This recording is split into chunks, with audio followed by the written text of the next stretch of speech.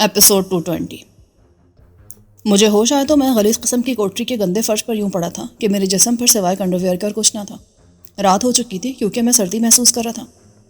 میرا سر درد سے پھٹا جا رہا تھا اور جب میں نے سر اٹھانے کی کوشش کی تو اندر یوں جھکڑ سے چلنے لگے کہ کوٹری میری نظروں کے سامنے گھوم کر رہ گئی۔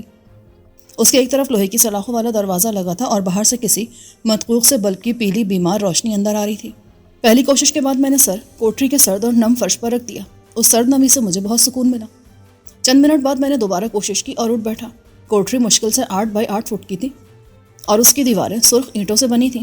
اوپر پکی چھت تھی، یعنی میں اس جگہ نہیں تھا جہاں مرشد نے مجھ سے ملاقات کی تھی۔ شاید یہ مرشد کا کوئی عقوبت خانہ تھا، کم سے کم اس کوٹری سے تو ایسا ہی لگ رہا تھا۔ میں ایک طرف دیوار سے ٹیک لگا کر بیٹھ گیا اور دل میں سوچا کہ برے پھنسے۔ اس کوٹری میں وقت کا اندازہ لگانا ممکن نہیں تھا۔ بظاہر یہ جگہ ہمہ وقت تاریک رہنے والی لگ رہی تھی۔ کوٹری میں کوئی روشن دان بھی نہیں تھا۔ میرا اندازہ تھا کہ رات ہو چکی تھی اور مجھے تقریباً 5-6 گھنٹے بعد ہوش آیا تھا۔ میری حالت سے اندازہ ہو رہا تھا کہ چشتی نے تیاری کر لی تھی اور بس میرے ہوش میں آنے کا انتظار کرا تھا۔ وقت گزرنے کے ساتھ ساتھ میرا سر درد کم ہوتا گیا۔ اب میں بہتر محسوس کر رہا تھا۔ پولیس کے ہاتھوں اغوا کی خبر فوراً ہی میرے ساتھیوں تک پہنچ گئی ہوگی اور ندیم کے توسط سے انہوں نے معلوم کر لیا ہوگا کہ میں پولیس کی تحویل میں نہیں ہوں۔ اس کے بعد صرف مرشد رہ جاتا ہوگا۔ اگر عبداللہ کے ساتھیوں کو چشتی کا پتہ چل جاتا تو پھر وہ جان جاتے کہ یہ کارروائی مرشد کی ہے۔ ویسے پولیس کی موجودگی ثابت کرنے کے لیے کافی ہوتی۔ میں نے مرشد سے جھوٹ کہا تھا کہ فاضلی ذہنی لحاظ سے معطل ہو گیا ہے، اگرچہ اس کا امکان کم تھا کہ وہ اس بات کی تصدیق کر سکتا۔ براہ راست وہ میرے ساتھیوں سے کچھ نہیں پوچھ سکتا تھا، اور اگر پوچھ لیتا تو وہ کون سا ٹھیک جواب دیتے۔ پھر مرشد نے اس اطلاع پر کسی خاص رد عمل کا اظہار نہیں کیا تھا۔ اسے فاضلی کی دماغی حالت سے زیادہ اس کی ہماری تحویل میں موجودگی کی فکر تھی۔ اسے نکالنے کے لیے وہ اس حد تک چلا گیا کہ مجھے اٹھا لیا تھا۔ میں سوچ میں گم تھا کہ کوٹری کا دروازہ کھلا۔ سامنے ایک تنومند شخص موجود تھا۔ اس نے پرانے زمانے کے حبشی غلاموں کی طرح صرف شلوار پہن رکھی تھی۔ فرق صرف اتنا تھا کہ وہ حبشی نہیں تھا۔ باہر آ، اس نے گالی دے کر کہا۔ تمہاری ماں نے بلایا ہوگا، مگر ابھی میرا موڈ نہیں ہے، کسی اور کو لے جاؤ۔ اس کی آنکھوں میں خون اتر آیا۔ وہ غراتا ہوا اندر آیا۔ جیسے ہی وہ نزدیک آیا، میں نے دونوں ہاتھ زمین پر ٹیکتے ہوئے دونوں پاؤں بیک وقت اٹھا کر اس کی رانوں کے درمیان مارے۔ وار سخت اور نازک جگہ تھا۔ اس کی غراہٹ دھاڑ میں بدل گئی اور وہ پیٹ پکڑ کر واپس کوٹری کے دروازے سے باہر جا گرا۔ لیکن اس سے پہلے کہ میں اٹھتا، چشتی نمودار ہوا۔ اس نے اپنے ہاتھ میں موجود عجیب سا پستول کا رخ میری طرف کر دی۔ مجھے پتا تھا تم ضرور حرامی پن کرو گے، اس لیے میں تمہارا علاج بھی ساتھ لایا ہوں۔ اس نے ٹریگر دبا دیا۔ میں بدک کر پیچھے ہوا، لیکن اس پستول سے پن سی نکل کر میرے سینے میں اتر گئی۔ اس سے ایک باریک تار منسلک تھی۔ اگلے ہی لمحے میرے جسم میں زلزلہ آ گیا۔ میں اپنی جگہ گر کر بے بسی سے لرزنے لگا۔ خبیث چشتی نے مجھ پر کرنٹ مارنے والا آلہ آزمایا تھا۔ باہر ملکوں میں پولیس کے پاس اس قسم کے کرنٹ مارنے والے آلے موجود ہوتے ہیں، لیکن پاکستان میں ابھی پولیس کو مہیا نہیں کیا گیا۔ چشتی نے یہ اپنے طور پر حاصل کیا تھا یا اسے مرشد نے مہیا کیا تھا؟ مشتعل جلاد نے کوٹری میں ہی میری گوشمالی کی کوشش کی، لیکن چشتی نے اسے روک دیا۔ اسے ہاتھ لگانے کی کوشش مت کرنا، ورنہ کرنٹ کا اثر ختم ہو جائے گا اور یہ اپنی جگہ تمہیں لٹا دے گا۔ اس کی تو جلاد بولا، لیکن چشتی کی ہدایت پر عمل کرتے ہوئے مجھ پر تشدد سے گریز کیا اور مجھے جھک کر اٹھا کر آٹے کی بوری کی طرح شانے پر لاد لیا۔ اس سے پہلے چشتی نے تار کھینچ لیا تھا۔ میرے سینے سے پن نکل گئی۔ ان دونوں کے علاوہ ایک اور شخص بھی تھا۔ وہ صرف نگران تھا، مجہول سا اور شاید چرسی تھا۔ اپنا کام کر کے وہ کسی روبوٹ کی طرح چلتا ہوا مخالف سمت چلا گیا۔ جلاد مجھے کھولنما کمرے میں لایا جس کا فرش کچا تھا۔ اس نے مجھے زمین پر پٹک دیا، پھر لوہے کا کڑا میرے دائیں کلائی میں اور دوسرا بائیں ہاتھ میں ڈال دیا۔ ان سے درمیانی درجے کی زنجیر منسلک تھی، لیکن یہ بھی اتنی مضبوط تھی کہ میں کسی صورت اسے توڑ نہیں سکتا تھا۔ پھر اس نے کونے میں جا کر کچھ کیا تو کسی مشین کی گڑگڑاہٹ سنائی دی اور زنجیریں کھینچنے لگی۔ ساتھ ہی میں بھی کھینچنے لگا اور اوپر اٹھتا چلا گیا۔ میرا جسم شوق کے اثر سے نکل کر کسی حد تک میرے قابو میں آ گیا تھا، لیکن میں قابل مزاحمت نہیں تھا۔ اس کا کوئی فائدہ بھی نہیں تھا۔ آنے والے لمحات میں مجھے بہت کچھ برداشت کرنا تھا اور میں ابھی سے خود کو اس کے لیے تیار کر رہا تھا۔ ذرا سی دیر میں مشین نے زنجیروں کو اتنا کھینچ لیا کہ میں عملاً ہوا میں معلق ہو گیا۔ میرے دونوں پاؤں بمشکل زمین کو چھو رہے تھے۔ جلاد نے مشین بند کی اور واپس آ گیا۔ چشتی بے خطر میرے پاس آیا۔ اور ملک صاحب کیسا لگ رہا ہے؟ اس کا جواب میں نے عملاً دیا اور اچانک ہی دونوں پاؤں اوپر کرتے ہوئے انہیں چشتی کی گردن میں ڈال دیا۔ وہ اس حملے کے لیے قطعاً تیار نہیں تھا، ورنہ میرے پیروں کا بھی کوئی بندوبست کر کے میرے پاس آتا۔ گردن میں قینچی لگاتے میں نے اسے جھٹکا دینے کی کوشش کی، لیکن وہ اتنی دیر میں ہوشیار ہو گیا تھا۔ اس نے دونوں ہاتھ سے میرے پاؤں پکڑ لیے اور گھٹی گھٹی آواز میں بولا، مجھے چھڑاؤ۔ جلاد لپک کر آیا اور اس نے عقب سے میری کمر پر گردے والی جگہ پوری قوت سے مکے مارے۔ اس کے ہاتھوں میں واقعی بہت جان تھی۔ چوتھے مکے پر میں نے مجبوراً چشتی کو چھوڑ دیا۔ اسے بس 1-2 لمحے کی مہلت مل گئی تھی، ورنہ میں اس کی گردن توڑنے یا اسے ایسا جھٹکا دینے میں کامیاب ہو جاتا کہ اسے قبر میں نہیں تو پھر اسپتال میں ہوش آتا۔ مگر اس کی قسمت اچھی تھی۔ آزاد ہوتی وہ جلاد پر برس پڑا، حالانکہ اس نے عقل سے کام لے کر چشتی کی جان بچائی تھی۔ مگر چشتی نے اپنی فطرت کے مطابق اچھائی کا صلہ برائی سے دیا۔ وہ اس کے خاندان کی عورتوں کو بگاڑتے ہوئے چلا رہا تھا۔ मौके, कुत्ते की औलाद, इतनी देर की, अभी ये तेरा बाप मेरी गर्दन तोड़ देता। जल्लाद अब पछता रहा था कि उसने मुझे चिश्ती की गर्दन तोड़ने क्यों न दी। वो एक मामूली मुलाजिम था, इसलिए सर झुकाए चिश्ती की गालियां सुनता रहा। जब उसकी भड़ास निकल गई तो वो मेरी तरफ मुतवज्जो हुआ। उसने जल्लाद को हुक्म दिया, इस कुत्ते के पैर बांध दो। वो 2 अदद जंजीरों से मुंसलिक कड़े और लाया और उन्हें मेरे पैरों में डाल दिया। ये लॉक नहीं होते बल्कि हुक थे, जिन्हें दबाकर खोला और बंद किया जा सकता था। अलबत्ता जिसे पहनाए जाते थे वो किसी सूरत हुक नहीं दबा सकता था। उसने कोई दूसरी मशीन चलाई और पाँव वाली जंजीरें पीछे की तरफ खींचने लगी। मेरा जिस्म कमान की तरफ मुड़ने लगा। जब उसने मशीन रोकी तो मेरे दोनों पाँव तकरीबन मेरी कमर तक आ चुके थे। रीढ़ की हड्डी कमान बन चुकी थी और पेट के उजलात बुरी तरह खींच रहे थे। चिश्ती मेरे पास आया और उसने इंतकामी ताकत से भरपूर कई घूंसे मुसलसल मेरे तने हुए पेट पर मारे। ये घूंसे क़यामत के थे। मेरे लिए सांस लेना भी मुहाल हो गया। कैसा लग रहा है? मज़ा आ रहा है ना? बहुत। मेरी जगह तुम आकर देखो, तुम्हारी जुबान अब भी चल रही है। वो मुझ पर फिर टूट पड़ा। इस बार वो उस वक्त रुका जब उसकी खुद हालत बुरी हो गई। वो कुत्ते की तरह हाँप रहा था और खुद मेरी हालत ये थी कि हाँपना तो रहा एक तरफ, मुझसे तो सांस भी ना लिया जा रहा था। इस बार सचमुच मुझ पर क़यामत गुजर गई थी। जब चिश्ती का सांस काबू में आया तो उसने चीख कर कहा, जंजीर और ऊपर कर दो। हुक्म के गुलाम ने फौरन मोटर चला दी और मेरे पाँव वाली जंजीर मजीद ऊपर की तरफ खींचने लगी। मेरा जिस्म मजीद कमान होने लगा। अब जिस्म का सारा जोर रीढ़ की हड्डी पर था और दबाव नाकाबिले बर्दाश्त होता जा रहा था। उस दबाव को कम करने के लिए मैंने हाथों के बल ऊपर होना चाहा तो यह भी नामुमकिन साबित हुआ, क्योंकि दोनों हाथों में कोई 4 फुट का फासला था जिसे मैं किसी सूरत कम नहीं कर सकता था। चिश्ती आगे आया और मुझे थप्पड़ मारते हुए बोला, कैसा लग रहा है? मज़ा आ रहा है ना? मैंने उसके मुंह पर थूक दिया। उसने मुश्तैल होकर मुझे इतनी क़ुव्वत से थप्पड़ मारे कि हर थप्पड़ पर मेरा मुंह घूम जाता था। फिर उसने अचानक मेरे जिस्म के ज़ेर-ए-नफ़ हिस्से को जकड़ लिया और मैं तड़प कर रह गया। अब बोल, कैसा लग रहा है? मज़ा आया या नहीं? मैं क्या बोलता? मैं तो तड़प भी नहीं सकता था, मगर दर्द का मरकज़ बदल गया था। मुझे ज़हनी असियत देने के लिए वो मोना और सवेरा के बारे में बकवास करने लगा। वो बता रहा था कि मेरे बाद वो भी यहाँ आएंगी और वो उनके साथ मेरे सामने क्या सलूक करेगा। मैं दर्द बर्दाश्त करते हुए उसकी बकवास भी नज़रअंदाज करने की कोशिश कर रहा था और ख़ुद को सब्र की तलकीन कर रहा था। खुदा खुदा करके उसकी ये अजियत रसानी ख़त्म हुई। उसका गंदा मुँह भी बंद हो गया। मेरे जिस्म पर पसीना पानी की तरह बह रहा था। चंद मिनट में मेरा गला और ज़ुबान खुश चमड़े जैसे हो गए, मगर यहाँ पानी मिलने का कोई इम्कान न था। चिश्ती कुर्सी पर ढेर हुआ सस्ता रहा था, साथ ही सिगरेट के गहरे कश ले रहा था। पेट पर लगने वाली ज़रबों की वजह से मुझे मतली महसूस होने लगी और जब धुआं मुझ तक आया तो ये कैफियत मज़ीद बढ़ गई। मैंने उल्टी कर दी। मुझे खाना खाए 8-9 घंटे हो चुके थे, इसलिए मैदा तकरीबन खाली था। मैं उपकाइयाँ लेता रहा। मेरी हालत किसी कदर संभली तो वो उठकर मेरे पास आया, लेकिन ज़्यादा करीब नहीं। उसने वही बात की जो मेरे जहन में थी। ये तो आगाज़ है, बेहतर होगा मुर्शिद बादशाह की बात मान लूँ। कौन सी बात? मुझे मालूम है मेरे साथी सिर्फ मेरे कहने से फाजली को नहीं छोड़ेंगे। वो खुद मुर्शिद से सौदा करेंगे और अपनी शराइत पर फाजली को उसके हवाले करेंगे। बकवास बंद करो, तुम उनके सरगना हो, वो तुम्हारी बात कैसे टाल सकते हैं? हम में कोई किसी का सरगना नहीं है, हम सब साथी हैं और सारे फैसले मिलकर करते हैं। अगर तुम्हारी जान खतरे में हो तब भी नहीं मानेंगे वो। मैं क्या कह सकता हूँ कि वो क्या फ़ैसला करेंगे? मुर्शिद से कहो उनसे बराह रास्त बात कर लें। मुझ पर तशद्दुद करने का उससे कोई फ़ायदा नहीं होगा। जल्लाद एक कोने में खड़ा था। चिश्ती ने एक नज़र उसकी तरफ देखा और मेरे कान के पास मुँह लाकर बोला, उसे हो ना हो मुझे तो होगा। कब से मेरी ख्वाहिश थी कि तुम मेरे हाथ आओ और मैं तुम्हें तड़पा तड़पा कर मारूं। तो गोया तुम अपनी ख्वाहिश पूरी कर रहे हो और मुर्शिद के हुक्म की तुम्हारे नज़दीक कोई अहमियत नहीं है। मैंने जानबूझकर बुलंद आवाज़ से कहा। चिश्ती के रवैये ने मुझे समझा दिया था कि जल्लाद असल में मुर्शिद का आदमी है और यकीनन यह जगह भी मुर्शिद की थी। मेरी बात सुनकर जल्लाद चौंका, मगर उसने अपनी जगह से हरकत नहीं की। चिश्ती ने दांत पीसे, तुम इस हालत में भी अपनी हरामज़दगी से बाज नहीं आ रहे। तुम मुर्शिद को धोखा दे रहे हो। उसने तुम्हें सब कुछ करने का हुक्म नहीं दिया था। अगर मुझे नुकसान हुआ तो मुर्शिद को भी नुकसान होगा और यह तुम्हारी वजह से होगा। इस कुत्ते का मुंह बंद करो। चिश्ती ने गज़बनाक होकर जल्लाद को हुक्म दिया और उसने तामील करते हुए टाट का एक टुकड़ा ज़बरदस्ती मेरे मुंह में ठूंस दिया। उससे नहायत नागवार बू उठ रही थी। फिर चिश्ती बोला, इसे तार लगाओ। तार लगाने का मतलब मैं उस वक्त समझा जब जल्लाद ने मेरे पैरों पर बिजली की नंगी तार लपेट दी। मेरे जिस्म में खौफ की लहर दौड़ गई। वो मुझे करंट से अजियत देने जा रहे थे। मैं कुछ नहीं कह सकता था। मैं खुद को अजियत के लिए तैयार करने लगा। चिश्ती ने जल्लाद की तरफ देखकर सर हिलाया और उसने बिजली का स्विच ऑन कर दिया। मेरे जिस्म को शदीद झटका लगा। बिजली मेरे जिस्म में जैसे आग और तेज़ाब बनकर दौड़ने लगी। मैं मुस्तकिल झटके खा रहा था।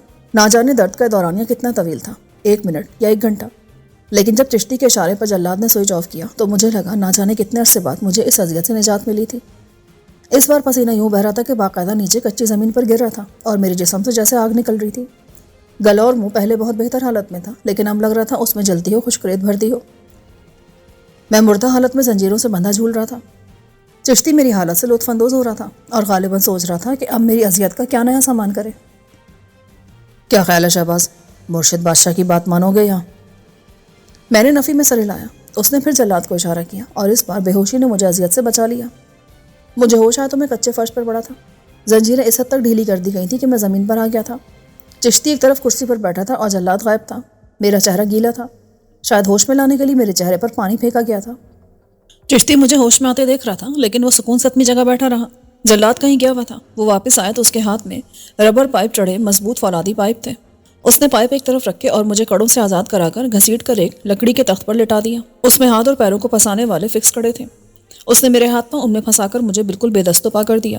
اب شاید مجھے ربڑ چڑھے فولادی پائپوں سے پیٹا جاتا۔ اپنا کام کر کے اس نے پائپ اٹھایا اور چشتی کی طرف دیکھا جو سگریٹ کے کش لیتا میرے قریب آیا تھا۔ اس نے اچانک کی سگریٹ کا جلتا سرا میرے سینے سے لگا دیا اور اس وقت تک لگائے رکھا جب تک وہ بجھ نہیں گیا۔ جسم ویسے درد کا سمندر بنا تھا، اس لیے اس سمندر میں ایک چھوٹا سا دریا اور گرتا تو اس سے کیا فرق پڑتا۔ اسی طرح مجھے سگریٹ سے جلنے کی اذیت کا بھی پتہ نہیں چلا۔ پانی ڈالو اس پر، لیکن منہ پر مت ڈالنا، اس کے منہ کے لیے میں نے خاص پانی رکھا ہے، چشتی نے حکم دیا۔ تکلیف کے باوجود میں بولنے سے باز نہیں آیا۔ تم خود بھی شاید اسی خاص پانی کی عادی ہو۔ مجھے معلوم ہے تجھ میں بہت دم خم ہے اور مجھے اس کی خوشی ہے۔ اگر تم اتنی جلدی ہار مان جاتے تو مجھے مایوسی ہوتی۔ اب میں اپنے دل کی حسرتیں نکال سکوں گا۔ عذاب کا نیا دور شروع ہونے والا تھا۔ جب چشتی اور جلاد ربڑ چڑھے لوہے کے پائپ سنبھالے آگے بڑھے تو میں تیار ہو گیا۔ چشتی نے میرے گھٹنے پر ہلکی سی ضرب لگائی۔ اب مزہ آئے گا جب میں تمہیں اپنے ہاتھوں سے تکلیف دوں گا۔ اس کے اشارے پر پہلے جلاد نے ضرب لگائی۔ اس کا نشانہ میرے بائیں پاؤں کا تلوا تھا۔ میں تڑپنا چاہتا تھا لیکن تڑپ نہ سکا۔ کڑوں نے پوری طرح جکڑ کر رکھا تھا۔ فوراً ہی چشتی نے دوسری ضرب لگائی۔ اس نے زیادہ قوت استعمال کی۔ پھر ان دونوں کے ہاتھ مشینی انداز میں چلنے لگے۔ پیر کے تلوے پر لگنے والی ضرب کا اثر میرے دماغ تک آتا۔ میرے اعصاب تڑکنے لگے۔ کچھ دیر تک میں برداشت کرتا رہا، پھر تکلیف میری برداشت سے باہر ہوئی تو میں چلانے لگا۔ چشتی ہنس پڑا۔ تمہاری چیخیں سن کر بہت خوشی ہو رہی ہے۔ اس کی بات سن کر میرا دماغ الٹ گیا۔ میں اسے ماں بہن کی گالیاں دینے لگا اور ایسی دھمکیاں دینے لگا جن پر عمل کرنا فی الحال میرے بس کی بات نہ تھی۔ اسی طرح چیختے چلاتے نہ جانے کب مجھ پر بے ہوشی مہربان ہو گئی۔ یہ لمبی بے ہوشی نہیں تھی۔ جلاد نے پانی کا گلاس میرے منہ پر ڈالا تو میں ہوش میں آ گیا اور بے اختیار کرہانے لگا۔ میرے پیروں میں قیامت کا درد ہو رہا تھا، لیکن ان دونوں نے اس کی پرواہ کیے بغیر مجھے زبردستی اٹھایا اور چلانے لگے۔ میں جانتا تھا ضروری تھا، اس طرح چلنے سے میرے پیروں میں جمنے والا خون پھر سے روا ہو جاتا، ورنہ یہ خون مستقل جم جاتا تو میں چلنے سے معذور بھی ہو سکتا تھا۔ وہ 10-15 منٹ تک مجھے اسی طرح چلاتے رہے، حتیٰ کہ تلووں کی تکلیف کم ہونے لگی۔ پھر جلاد ایک بالٹی میں گرم پانی لایا اور مجھے اس میں پیر رکھنے کو کہا۔ میں نے لات مار کر بالٹی الٹ دی۔ اپنی مہربانی اپنے پاس رکھو۔ پانی کے چھینٹے اڑ کر چشتی تک گئے۔ اس نے پولیس نصاب کی چند منتخب گالیاں دیں اور جلاد کو حکم دیا، اسے زنجیروں سے باندھو۔ میں نے مزاحمت کی واجبی سی کوشش کی، مگر جلاد نے نہایت آسانی سے میرے ہاتھ کڑوں سے باندھ دیے اور پھر موٹر چلا کر زنجیر کو کھینچ لیا۔ اب میں کھڑا تھا اور اگلے مرحلے کا سوچ کر میری روح فنا ہو رہی تھی۔ وہ جب میرے پیر بھی باندھتے تو پھر مجھے کڑی کمان بنا دیتے، مگر جلاد نے صرف ہاتھوں میں کڑے ڈالے۔ چشتی نے اسے تاڑ لگانے کو کہا تو میرے رونگٹے کھڑے ہو گئے۔ اب تک میں نے جو تکلیفیں برداشت کی تھیں ان میں کرنٹ سب سے زیادہ اذیت ناک تھا۔ جیسے ہی جلاد نے سوئچ آن کیا میں جاڑے کے بخار کے مریض کی طرح لرزنے لگا۔ مجھے ہوش آیا تو میں کوٹری میں پڑا تھا۔ میرا جسم ایسے ہوتا جیسے اس میں ہڈیاں باقی نہ ہو اور میں صرف نرم گوشت کی کوئی جیلی فش قسم کی مخلوق بن کے رہ گیا ہوں۔ اس عقوبت خانے میں آج مجھے آئے 2 دن ہو گئے تھے، لیکن یہ 2 دن 2 صدیاں بن کر گزرے تھے جب میں نے چشتی اور مرشد کے جلاد کے سوا کسی کو نہیں دیکھا تھا، اور انہوں نے مجھ پر ہر وہ ستم توڑا جس کا نشان میرے جسم پر نہ آئے لیکن وہ ہزار بن کر میرے رگو پے میں اتر جائے۔ ان 2 دنوں میں چشتی نے مجھ سے کوئی سوال نہیں کیا، اسے صرف اذیت دینے سے غرض تھی۔ میرا چیخنا کرہانا اس کے لیے کوئی معنی نہیں رکھتا تھا۔ مجھ پر مشق ستم کر کے اسے جو خوشی ملتی وہ دگنی ہو جاتی تھی۔ ان 2 دنوں میں تکلیف برداشت کرنے کے علاوہ میں نے جو واحد کام کیا وہ دل میں کیا جانے والا عہد تھا، جسے میں نے بارہا دہرایا کہ اگر مجھے موقع ملا تو میں چشتی کو اتنی اذیت دوں گا۔ یہ بات میں نے اسے بھی بتا دی تھی، لیکن اس کے لیے اس دھمکی میں کوئی بھی اہمیت نہ تھی۔ پہلے دن کئی گھنٹے بعد جب مجھے کوٹری میں واپس لایا گیا تو میں اپنے پیروں پر چل بھی نہیں پا رہا تھا اور جلاد مجھے کھینچتا ہوا لایا تھا۔ میں کچے فرش پر پڑتے ایسا غافل ہوا کہ مجھے 16 گھنٹے بعد ہوش آیا۔ یہ بات مجھے جلاد نے بتائی، ورنہ یہاں وقت کا کوئی تصور ہی نہ تھا۔ اس نے مجھے اٹھا کر دال چاول جیسا آمیزہ کھانے کو دیا جسے شاید جانور بھی کھانے سے انکار کر دیں، لیکن میں نے بےتابی سے کھایا کیونکہ جسم کے تکلیفوں کے ساتھ اب بھوک بھی اذیت دینے لگی تھی۔ 24 گھنٹے بعد مجھے صرف 1 گلاس پانی دیا گیا۔ مسلسل پسینہ بہنے سے میں ڈی ہائیڈریشن کا شکار ہو گیا تھا۔ میری جلد سکڑ گئی تھی اور یہ خشک کاغذ جیسی ہو رہی تھی۔ کھانے کے چند گھنٹے بعد جلاد مجھے دوبارہ اسی جگہ لایا۔ इस बार चिश्ती ने कैमरे का बंदोबस्त भी किया था जो मुझ पर किए जाने वाले तशद्दुद को रिकॉर्ड करता, और यह रिकॉर्डिंग यकीनन मेरे साथियों के लिए थी। दूसरे दिन भी वही सब दोहराया गया। 5-6 घंटे मैंने तवील तरीन अजाब में गुजारे। जब मैं आखिरी बार बेहोश हुआ तो फिर मुझे कोठरी में होश आया। ना जाने किस वक्त लाकर मुझे यहाँ फेंक दिया गया था। कोठरी के बाहर वही पीला मनहूस रोशनी वाला बल्ब जल रहा था। मैंने सर घुमाकर देखा तो एक कोने में 2 प्याले रखे नजर आए। उनमें से एक में पानी था। मैं बेताबी से उठा और उस वक्त अपनी तकलीफ भूलकर प्याले की तरफ बढ़ा, लेकिन पानी पीने से पहले मुझे ख्याल आया और मैंने प्याला पूरा खाली करने की ख्वाहिश पर बमुश्किल काबू पाते हुए पानी घूंट घूंट करके पीना शुरू किया।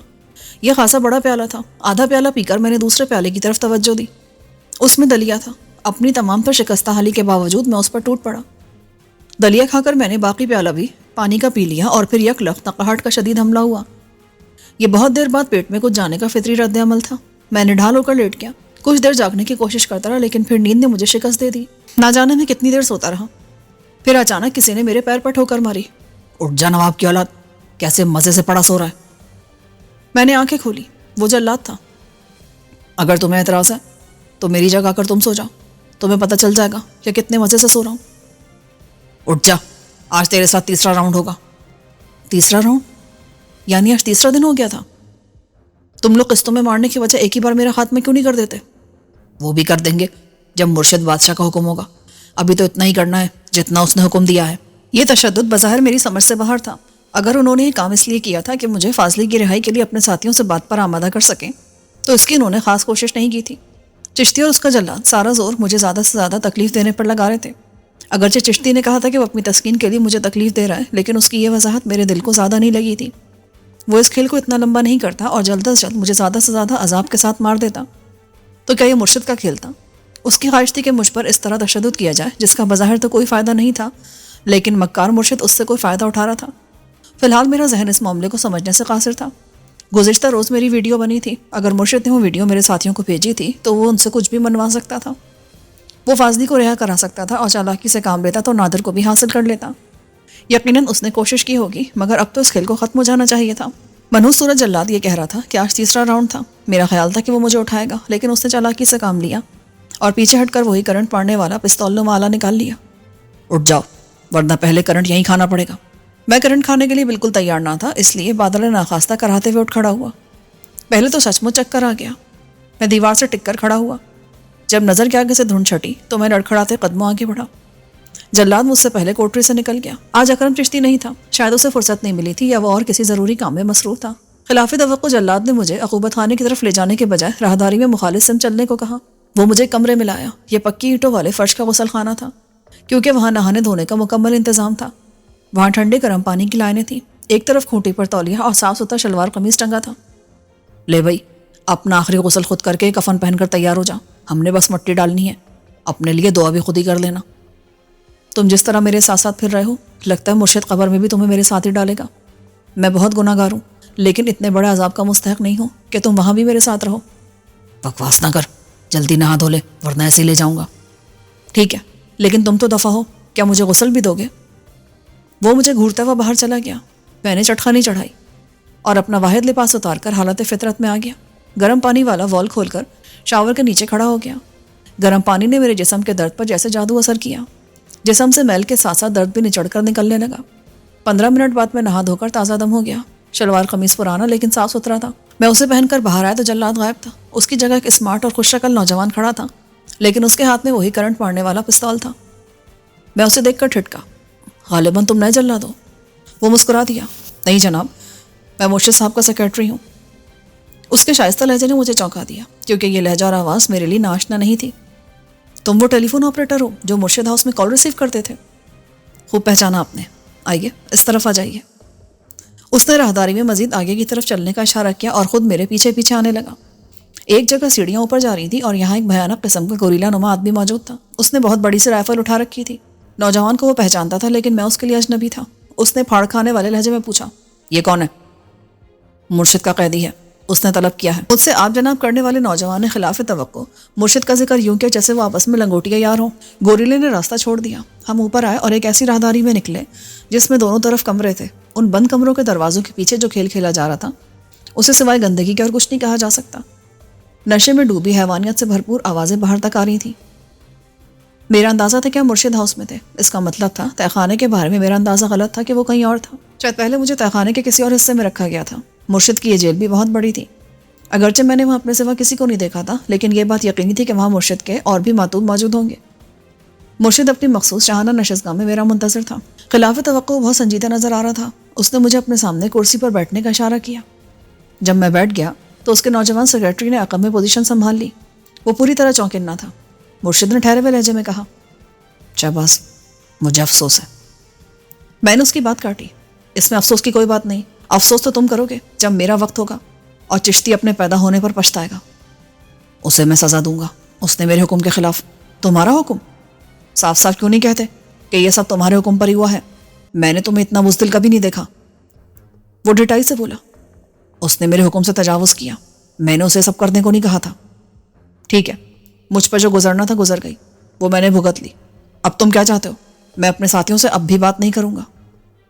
تمہاری بچت کی ایک ہی صورت ہے، مجھے فاضلی واپس مل جائے، زندہ سلامت اور ٹھیک ٹھاک. فرض کرو ایسا نہ ہوا تو؟ ایسا مت کہو شہباز، تم بہت مشکل میں پڑ جاؤ گے. وہ مضطرب ہو گیا. فاضلی کے لیے تمہارا یہ استرا میری سمجھ میں نہیں آتا.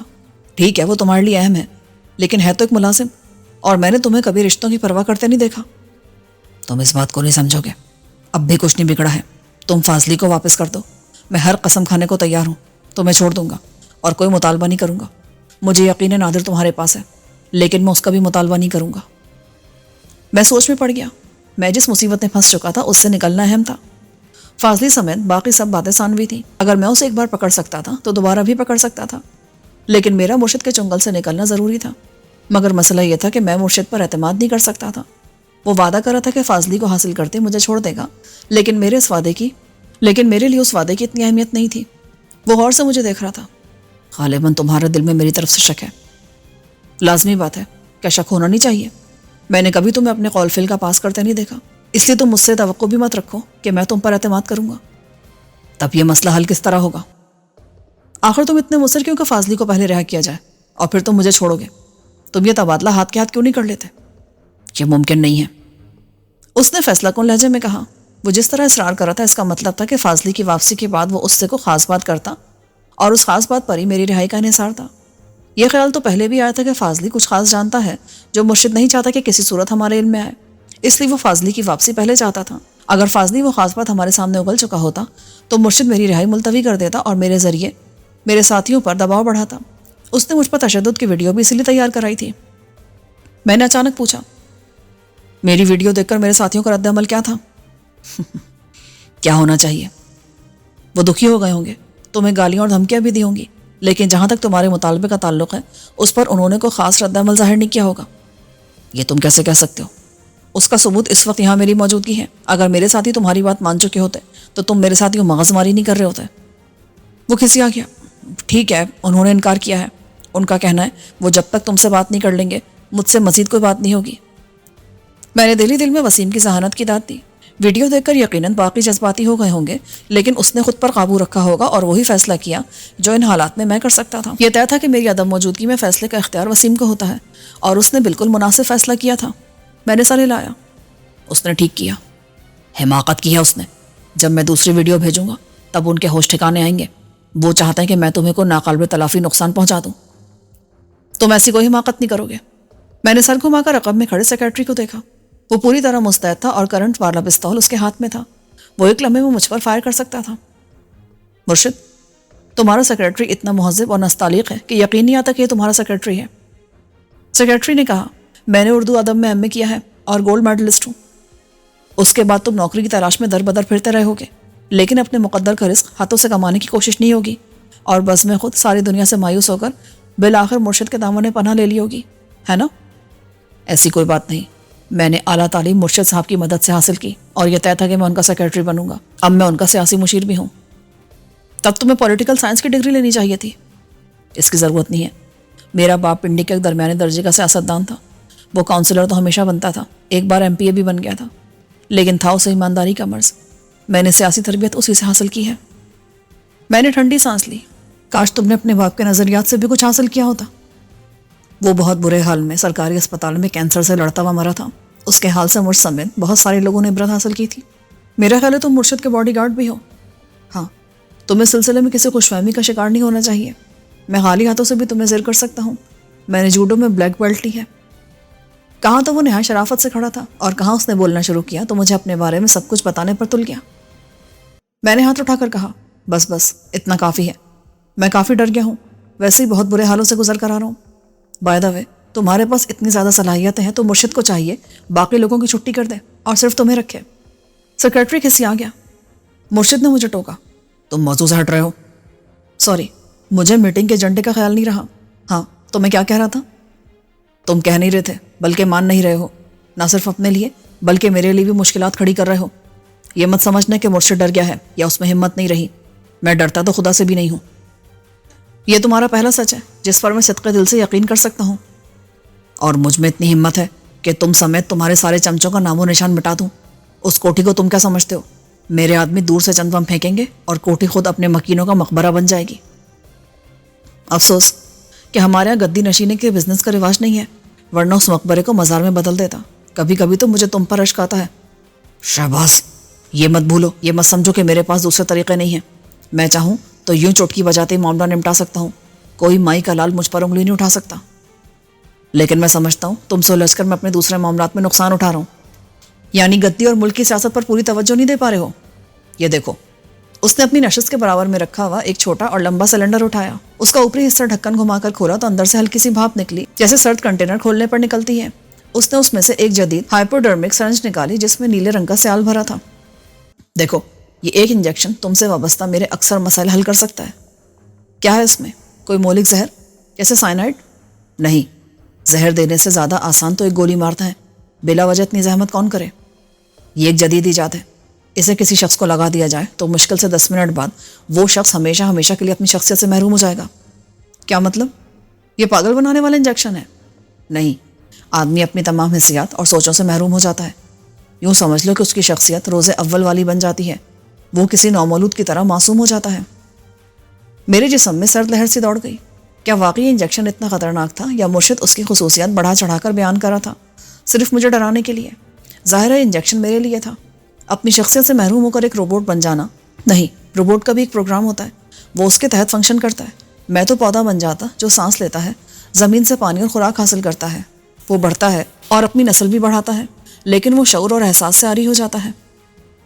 مرشد میرے رد عمل کا منتظر تھا. میں نے اچانک اس کی طرف ہاتھ بڑھایا. دکھانا ذرا, تم پر آزما کر دیکھوں. اگر کامیاب رہا تو اس ملک کے تمام شیطان صفت لوگوں کو اس انجیکشن کی اشد ضرورت ہے. میں ان سب کو لگاؤں گا, چاہے اس کے لیے مجھے چندہ جمع کرنا پڑے یا کسی بینک میں ڈاکہ ڈالنا پڑے. وہ مجھ سے دور محفوظ فاصلے پر تھا. اس نے رد عمل ظاہر نہ اور سرنج دوبارہ سلنڈر میں رکھ کر اس کا ڈھکن بند کر دیا. ذرا سوچو, تم اپنے ساتھیوں کو اس حالت میں ملو کہ تم ایک پالتو بلی سے زیادہ مختلف نہیں ہوگے. تم بھوک لگنے پر روگے اور ضرورت پڑنے پر بلا تکلف اسی جگہ رفع حاجت کر لو گے جہاں موجود ہوگے. تم کپڑے پہنو یا نہ پہنو, تمہیں کوئی فرق نہیں پڑے گا. انسان اور انسانوں سے وابستہ رشتے تمہارے لیے بے معنی ہو جائیں گے. اوکے. میں نے ہاتھ اوپر کیا. میں دہشت زدہ ہو گیا. مگر ایک سوال ہے. یہی نا کہ میں نے اسے اب تک استعمال کیوں نہیں کیا؟ ہاں, تم 2 دن تک چشتی اور اپنے جلات کو زحمت دینے کے بجائے پہلے دن یہ انجیکشن استعمال کر لیتے. لیکن اس صورت میں فاصلے کو کیسے واپس حاصل کرتا؟ اس نے روانی سے کہا تو مجھے یوں لگا جیسے اس کے منہ سے سچ نکل گیا ہے. اسے اصل فکر فاصلے کی تھی, اور جب اس نے یہ کہا تو مجھے لگا اسے مجھے انجیکشن لگانے پر کوئی اعتراض نہیں تھا, بلکہ شاید اس نے انجیکشن حاصل اسی مقصد کے لیے کیا تھا. تو وہ پہلے فاصلے کو حاصل کرتا اور اس کے بعد مجھے انجیکشن لگا کر میرے ساتھیوں کے حوالے کر دیتا. میں جیسے جیسے اس کی بات پر غور کرتا رہا مجھے لگ رہا تھا کہ یہی درست ہے. مرشد کا منصوبہ یہی تھا جو اب میری ہٹ دھرمی کی وجہ سے ناکام رہا تھا. اس نے مجھ پر تشدد کرایا تھا.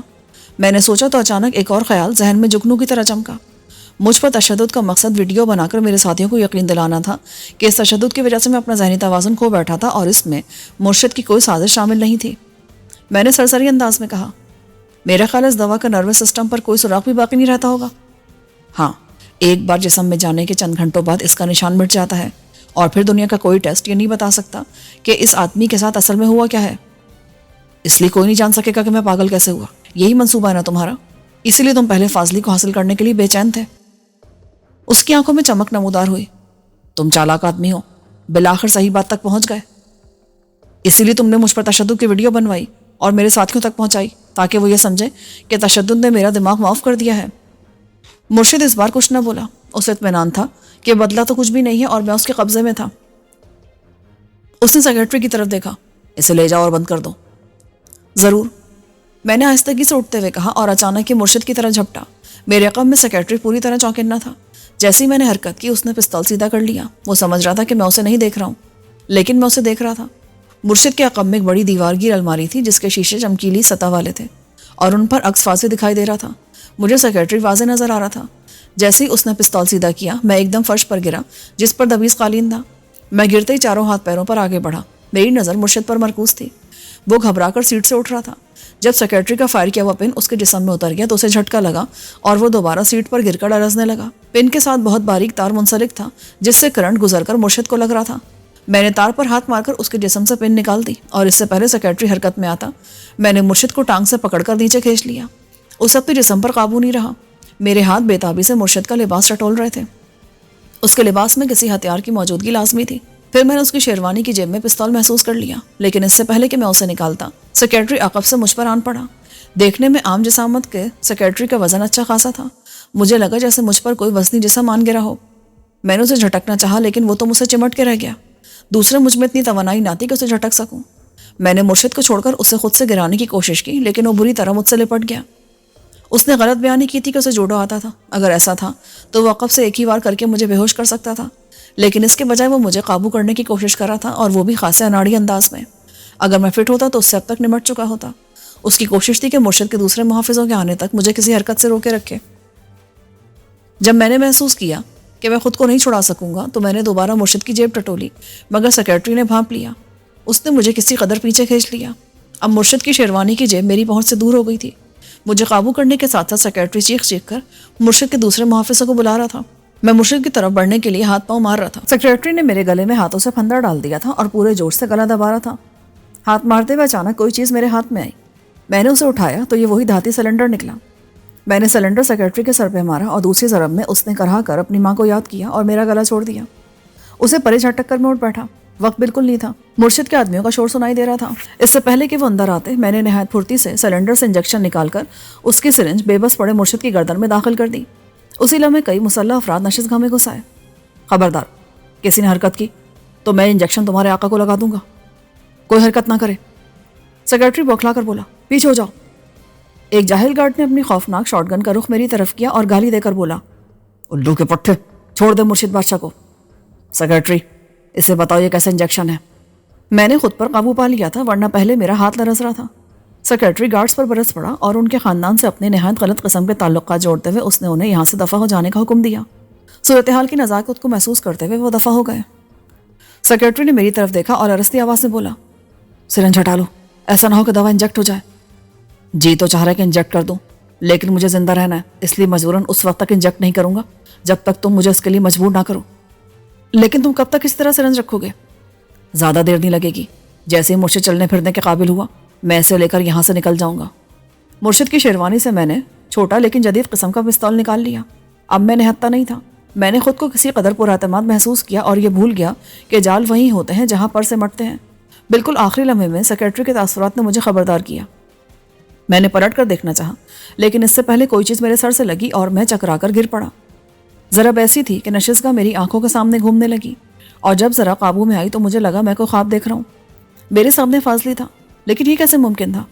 فاضلی تو حویلی میں قید تھا، وہ یہاں کیسے آ گیا؟ فاضلی نے مرشد کی گردن میں گھسی سرنج نکالی اور میرے بازو میں گھونپ دی۔ اس نے میری آنکھوں میں جھانکا اور بولا، گڈ بائے شہباز ملک۔ اس نے سرنج کا پسٹن دبا دیا تھا۔